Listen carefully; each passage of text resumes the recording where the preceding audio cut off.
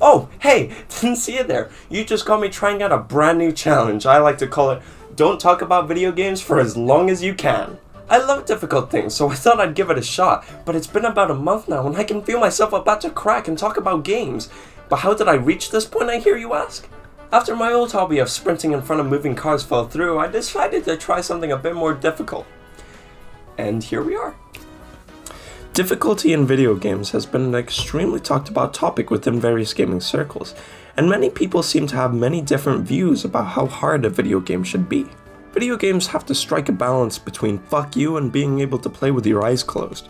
The difficulty of video games have been talked about since the days of the arcade. You see, arcade machines at the time were designed to take your money, and in order to do that, game designers had to make the games as hard as possible without ruining a player's experience of the game. By making the game intentionally hard, players would deposit more and more coins in order to get more continues to progress further into the game. With the introduction of home consoles such as the Atari series and NES, the arcade gameplay design sort of flowed into home console games. Games would be as hard as their arcade counterparts, whether it's because they wanted to be loyal to the original version or because it's all they know. Then we come to present day. We now have multiple difficulties, difficulty multipliers, and various other ways to scale how hard or easy a game will be.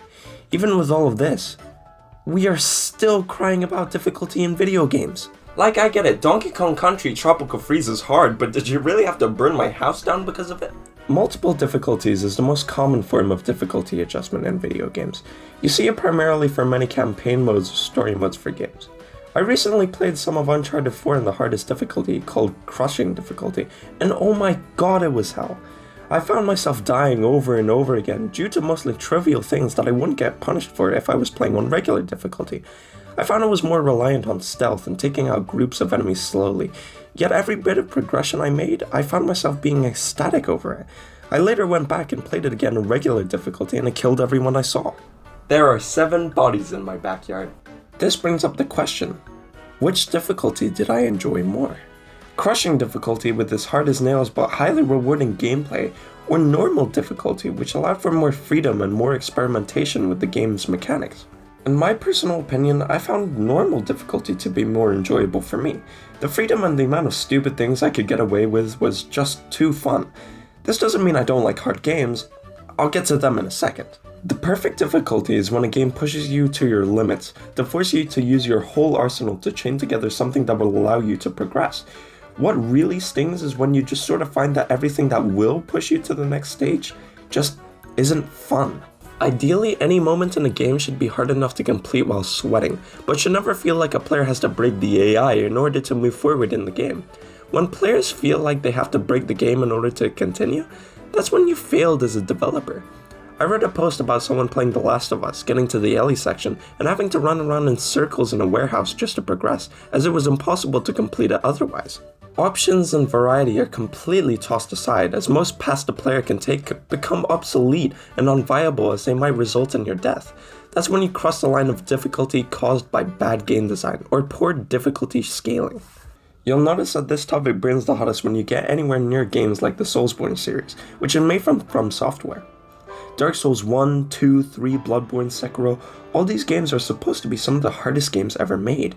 They will pummel you into a paste and eat you for breakfast. However, this is how the game is supposed to be designed. This was the artist's vision. The game world was supposed to feel hopeless and filled with dread, and what better way of accomplishing that than making the world kick your ass?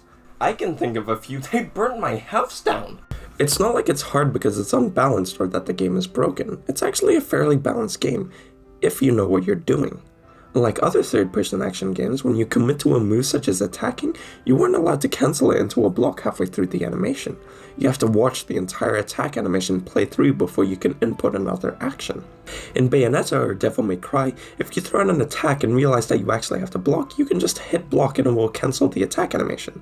Dark Souls doesn't have this, and it's completely on purpose to ensure that the player times their attacks when it's safe to do so.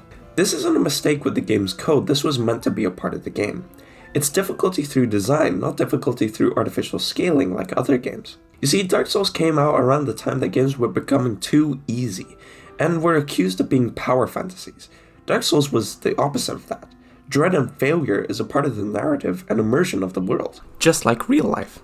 I bought an Xbox. A lot of people have asked From Software for an easy mode, which is sort of dumb in my opinion. The whole shtick of Dark Souls, Sekiro, and Bloodborne is that they're really difficult.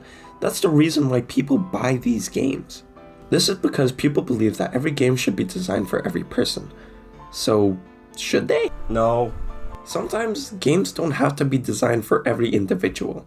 The individual should fit and adapt to the design of the game. People who have either no clue what they're talking about or have little to no arguments will point out accessibility. This is something I can completely agree on. From Software games are not at all accessible, but it has nothing to do with difficulty. I firmly believe that difficulty and accessibility are not linked. Anyone can beat Dark Souls, but it's up to the player to push through and take the next step. I've seen people with missing appendages dominate in multiplayer games like Call of Duty and even outperform their fully able counterparts. People with disabilities can beat Dark Souls and Sekiro easily.